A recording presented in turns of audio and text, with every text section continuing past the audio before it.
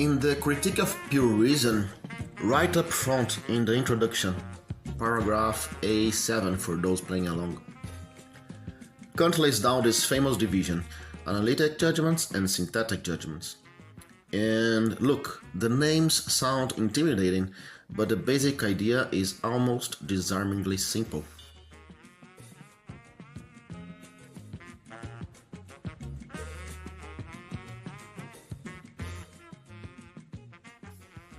Analytic judgments are the ones where the predicate is already tucked neatly inside the subject. Like when you say, all bachelors are unmarried. That's not a shocking discovery. You didn't have to hit the streets, do a survey, or gather data. You just cracked open the suitcase of the concept, and there it was. These are a priori, independent of experience, because you don't need to check reality to know them.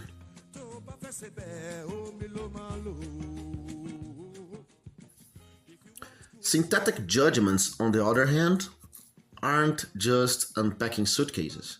They actually bring in a third thing to stitch concepts together.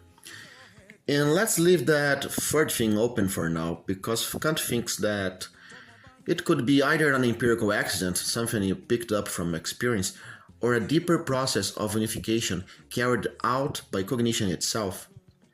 In the latter case, the synthesis is a priori, and that's the one you're really after.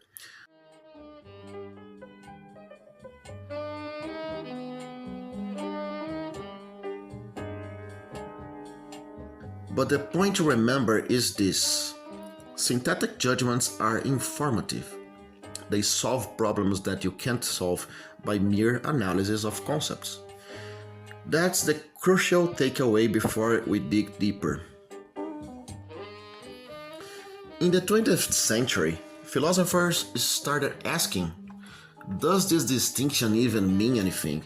Is there really a difference between building your judgment on pure conceptual training wheels or on habits you learned from bumping around in the empirical world?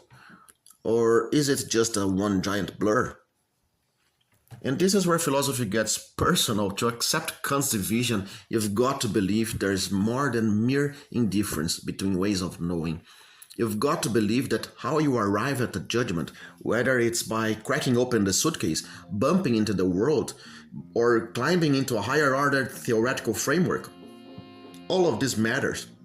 And what you believe about, that says a lot about your intellectual temperament. Think of it like this. One case, you know something just by definition, like a linguistic in-joke. Another case, you've trained by repeated correlations, like knowing how to ride a bike because you've fallen enough times. And then there's the big one, when thought itself is building the rules of the game you are playing. That's the synthetic a priori, and that, for Kant, is where the fireworks really start.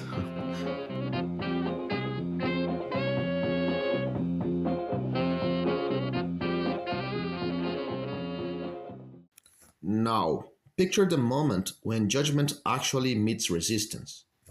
It's one thing to say a mind has been trained on data and on concepts.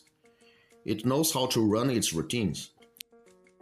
But imagine the test case, two hypothetical propositions, A and B, and let's say both are false. So here's the problem.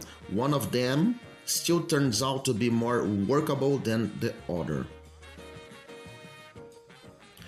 Inside the operating architecture of finite steps, what we could translate into the language of an axiomatic system, not all falsehoods are equal. The judgment process doesn't treat them with indifference. It tilts toward the one that can be better integrated, better managed, almost like the mind is searching for the thermodynamically sustainable path. That's my usual metaphor. Even in the space of error, thought looks for what can carry the heat without collapse. And this is exactly where categories and the forms of space and time come in. They aren't decorative add-ons to cognition. They are the gears that allow judgment to sort through the noise.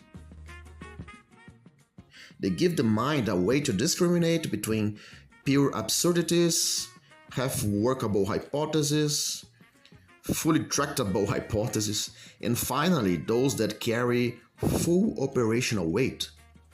The ones that can be treated as if they were facts woven directly into the fabric of experience.